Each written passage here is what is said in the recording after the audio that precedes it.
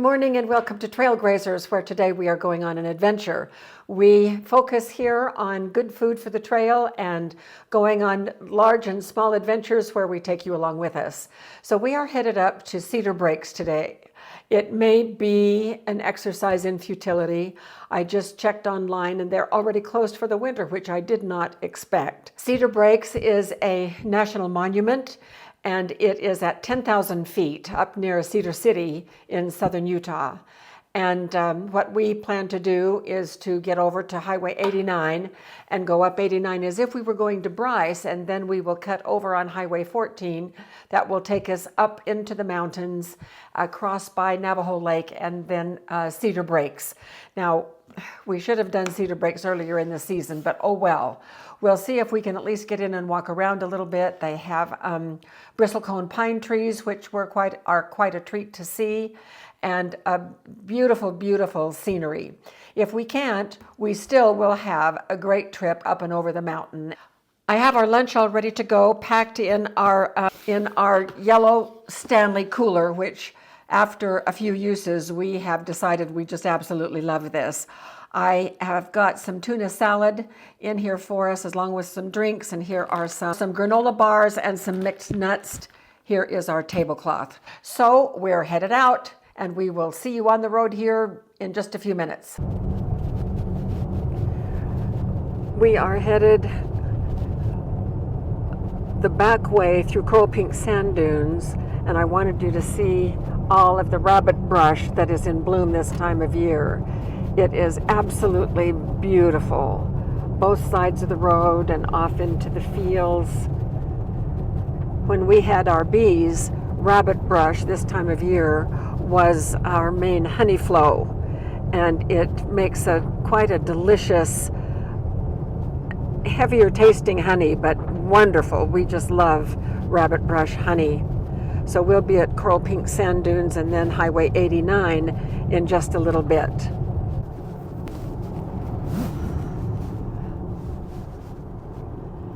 And here we are passing Coral Pink Sand Dunes.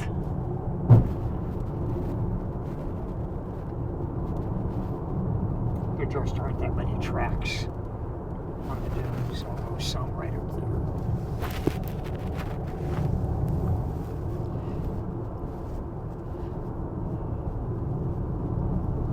We used to be all over up there in our four-wheelers. Fun times.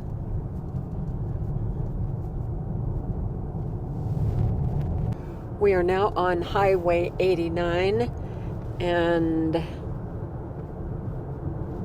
we may be able to see some Zion formations here in just a second. Way over there.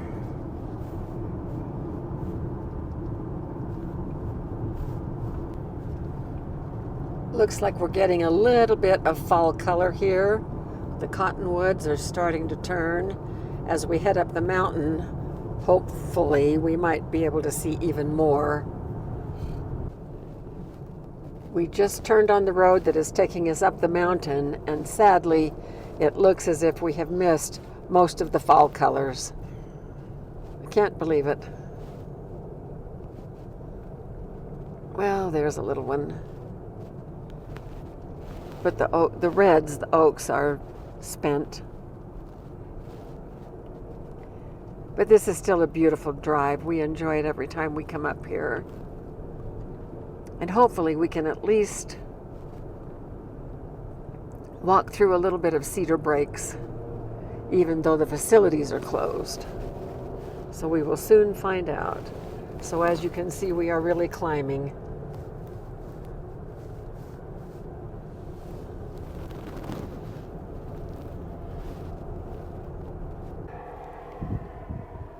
So Jim spotted a stand of aspens that are turning. So I was really glad that he spotted these. Great, a little color on our trip.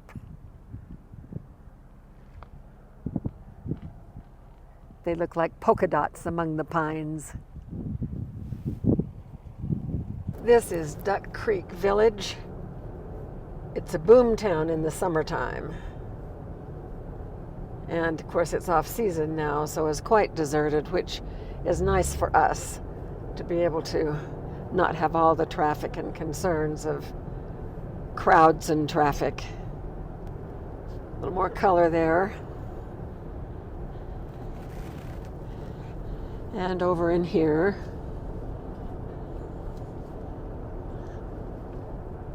it is just so beautiful up here, so peaceful. I love the aspens mixed in with the pines. Little lake out here.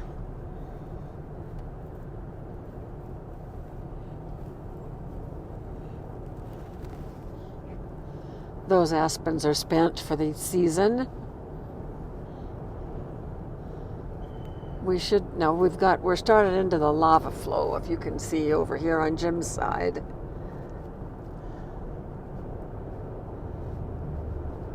And Navajo Lake is up here. If possible, we'll drive down into where Navajo Lake is and you can get a better view of the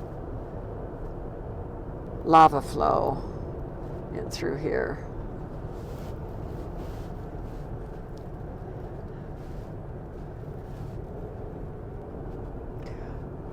And we've got some lava flow on our side as well.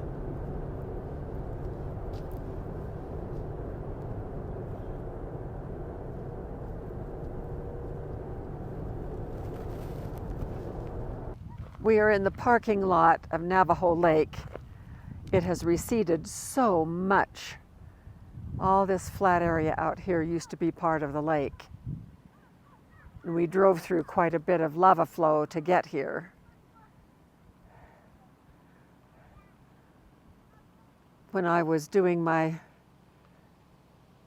second master's degree, one of our professors brought us up here, a group of us, and it was in October during deer hunting season.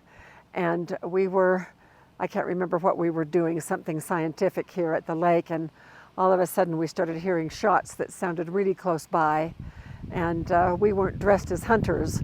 And so, boy, I'll tell you, we got back in the vans and went right straight back to the university. It's a pretty little lake. Okay, this is the sign that tells us that the lake was formed by lava. And as we came by, we had a chance to see a lot of the lava flow. And again, where the lake has receded is on the left. And as we look at the right, and it's receded because of the droughts that we had that kind of ended last year because of all the snow. But this is what Navajo Lake looks like now. And it stretches out quite a way. And as I said a few moments ago, as we were driving up this particular road, we could see where the lava flow was. And from this point, we're not able to see the lava flow, but again, it gives you a pretty good idea as to what the lake has done as far as evaporating. And then you've got your walkway across from where we were on the other side of the lake a few minutes ago. Well, here we are. The road is not closed, so far so good.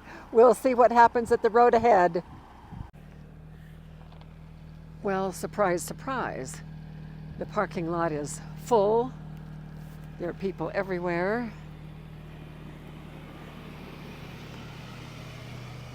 So, not sure if the visitor center is open or not, but we're gonna go check it out.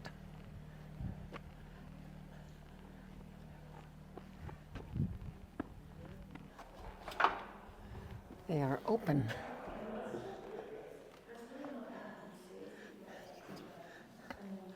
Hi. Can I get you on video? Sure. Okay. The website says that you're closed already. I don't know. It shouldn't say that we're closed already. We close on Sunday, so we're closing very soon, but not quite yet. Yeah, I don't know. Sometimes our websites don't get quite updated. Or maybe I got to a different kind of a website too. Yeah, sometimes it's hard to come by the exact right information. We will be closing on the 13th. On the 13th of October? October, yeah. So that's this coming Sunday in about 5 days. Okay. 4 days. So can you park in the parking lot and just walk out there and not have access to the facilities after you're closed? Yep, so after these buildings close, the rest of the park's still gonna be open, so you'll be able to park, go out to the viewpoints, things like that, hike Okay. the trails. But we will, once it starts to snow is when the road will close. Oh, okay. And then the park is still technically open, you just gotta like snowshoe or snowmobile to get in. So.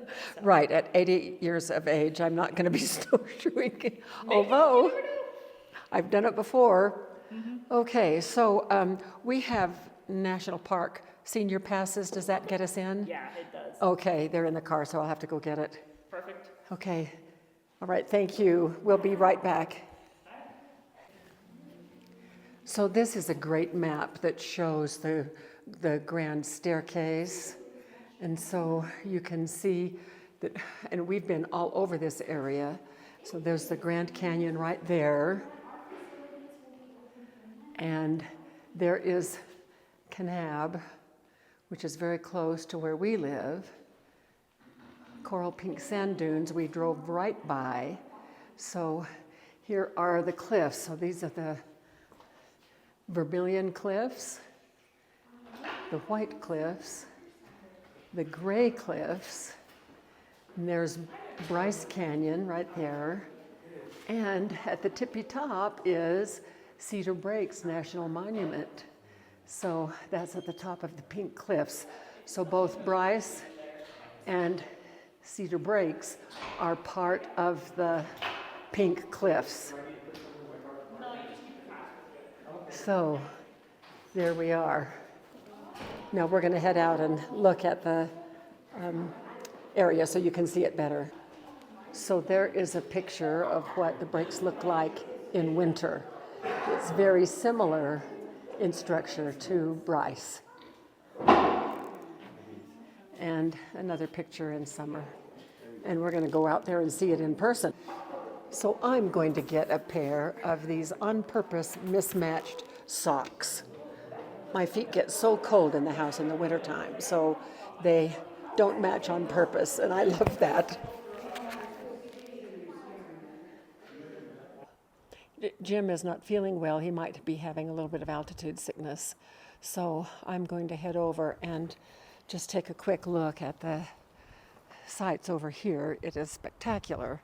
And he's just going to wait for me right there. So there is a snow height measurer.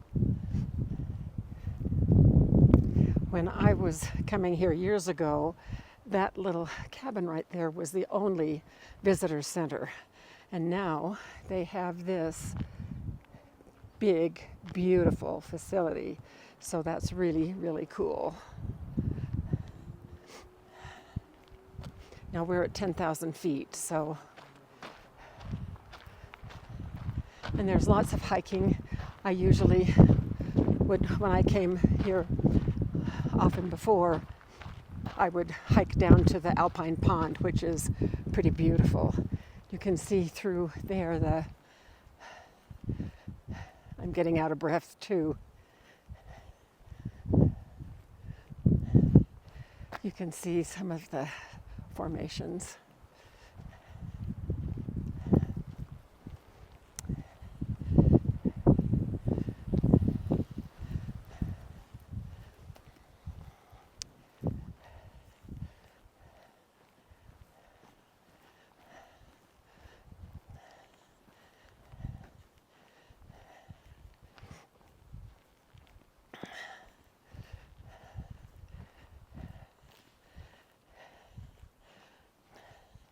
All of this fencing in this little lookout is new since I've been here.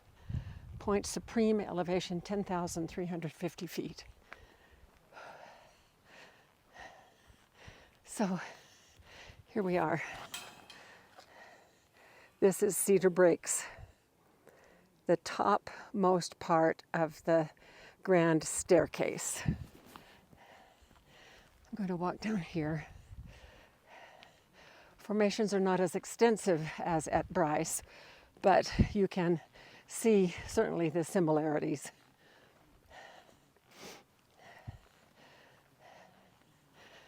They've made good use of some lava rock here.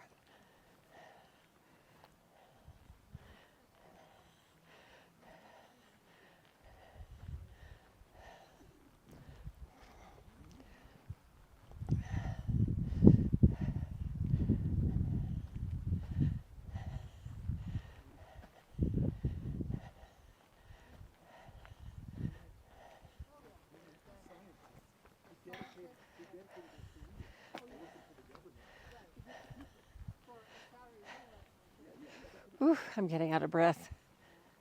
And I'm just walking level. So here's a little bit more right here. And way down in the valley, way down there, you can see Cedar City. And that's where we will be heading. Going to go down there and pick up the freeway and then head home. So this is absolutely gorgeous. So I'm worried about Jim. I'm going to go back and see how he's doing. Well, Jim is back and feeling a little bit better. It's nice and warm in the car. We're just going to be leaving the parking lot and we now can start heading downhill. I overheard someone telling someone else who was out of breath and struggling for oxygen that the ski resort down here sells bottles of oxygen that you can buy and breathe if you need to. So we're in pretty good shape. We don't need to do that, but it's nice to know that that could be an option. Bottles of mountain air No. in Switzerland at the Matterhorn. Yeah. And Only $50 a bottle for 4 ounces. okay, so we're going to be headed down the mountain, looking for a place to have lunch. It's already almost 2 o'clock in the afternoon. So I think we will get down to a little bit of a lower elevation before we start looking. It's easy to get altitude sickness, headache, a little bit of nausea, certainly out of breath. So we'll come back when we found our lunch spot. So we are stopped at a little pullout that is at 9,000 feet. So we've come down at least 1,000 feet. And it's just a spectacular view. A little bit of yellow color on the hills across the valley.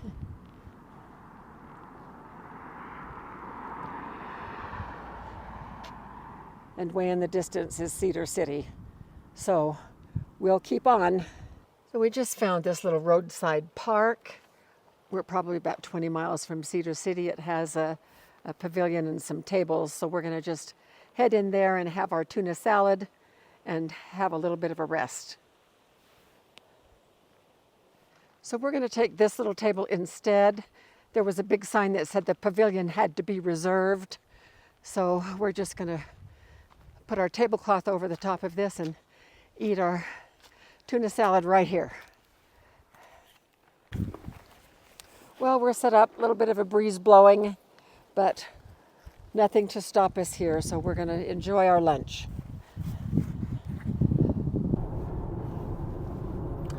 Well, lunch really hit the spot. I think we were both hungry.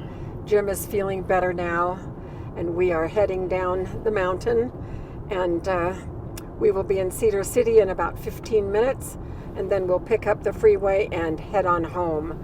So this has been a really great day.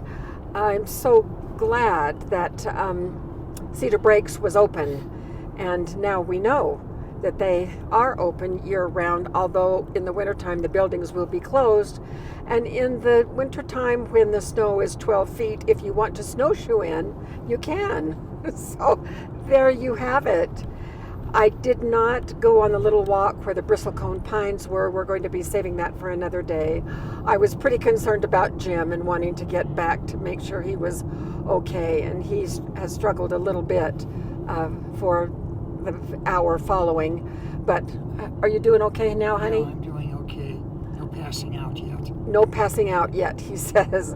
All right, so we're going to head home and close out this video. So we're so thankful to have you along with us. This was a fun day, and we will see you very soon again out there on the trail. Oh, take care. We'll see you later.